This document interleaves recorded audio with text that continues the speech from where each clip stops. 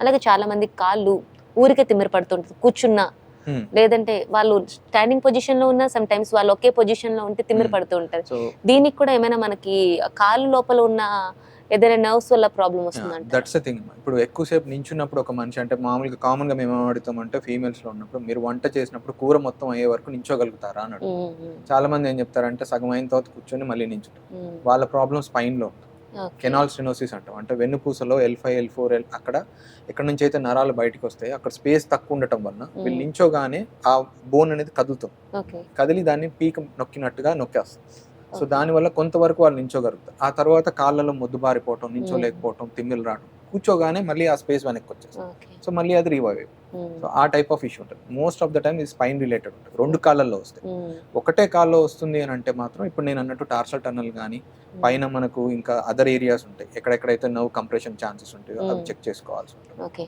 అలాగే సర్జరీస్ గురించి మాట్లాడుకున్నాం డాక్టర్. అంటే రీసెంట్‌గా మన కిమ్స్ సన్‌షైన్ హాస్పిటల్‌లో ఒక అరుదైన శస్త్రచికిత్స చేయడం జరిగింది అనేది మేము విన్నాం. యాహ్! సో దీనికి సంబంధించి చెప్తారా? అది యాక్చువల్లీ ఏంటంటే ఇప్పుడు మామూలుగా టాలస్ అని బోన్ ఉంటుంది. ఎప్పుడైనా గాని మన యాంకిల్ ట్విస్ట్ అయినప్పుడు గాని, స్ప్రెయిన్ అయినప్పుడు గాని మనం ఏంటంటే లిగమెంట్ ఇంజ్యూరీ అవుతుంది. అంటే కాలు మెలికబడ్డప్పుడు హ్మ్. ఆ లిగమెంట్ తెగటం అట్ ద సేమ్ టైమ్ ఇంకొక పాయింట్. ఏదైనా ఇంజ్యూరీ మనకు ఒక పాయింట్ స్ట్రెస్ పాయింట్ ఉండి దాని మీద ఇలా తిరుగుతుంది. హ్మ్. మనం చిన్నప్పుడు ప్రొట్రాక్టర్ డివైడర్ దాన్ని యెస్. పెన్సిల్ పెట్టి తిప్పుతాం కదా! అట్లానే షార్ప్ పాయింట్ ఉన్న దగ్గరనేమో కార్టిలేజ్ డ్యామేజ్ ఉంటుంది. పెన్సిల్ తిరిగిన దగ్గర మట్టుకు మనకు కండరాలు దిగు. సో ఈ షార్ప్ పాయింట్‌లో అయిన డ్యామేజ్‌నే కార్టిలేజ్ ఇష్యూ. అవి ఏంటంటే టాలస్ అనే బోన్ ఇట్లా ఉంటుంది ఎగ్జాక్ట్‌లీ. ఇలా వచ్చి తిరుగుతుంది. సో ఈ ఏరియాలో ఎక్కడ మనకు ప్రాబ్లమ్ ఉన్నా we can get a cartilage from నీ దగ్గర నుంచి కార్టిలేజ్ బోన్ తీసుకొని దాంట్లో పెట్టొచ్చు. బట్ ఈ కర్వేచర్ అనేది టాలస్‌కి స్పెషల్. సో ఈ కర్వేచర్‌లో కార్టిలేజ్ లాస్ అయినప్పుడు మనం వేరే ఎక్కడి నుంచి బోన్ తీసుకొచ్చి కూడా దాని మీద పెట్టలేము. సో దీనికోసం అని చెప్పి ఆ పేషెంట్ స్పెసిఫిక్‌గా అపోజిట్ సైడ్ సీటీ తీసుకొని ఇప్సిలేటరల్ ఈ సైడ్ సీటీ తీసుకొని ఆయన ఎంతవరకు యాంగిల్ ఉండాలనేది కస్టమైజ్ చేసి దానికి ఒక ఇంప్లాంట్ తయారు చేశారు.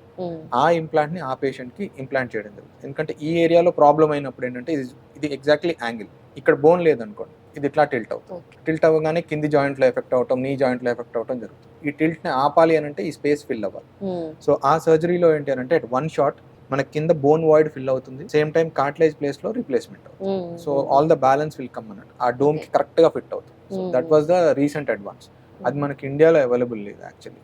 ఆ సీటీస్ అన్ని తీసి మేము స్వీడన్ పంపించాం. స్వీడన్ పంపించినప్పుడు వాళ్ళు అక్కడ దాన్ని ఇచ్చేసి ఇంప్లాంట్ తయారు చేసి దాని స్పెసిఫైజ్డ్ జిగ్స్ తయారు చేసి మనకు మళ్ళీ ఇండియాకి పంపడం జరిగింది. సో అదే సర్జరీని మనం ఇక్కడ రెసిప్రొకేట్ చేసాం.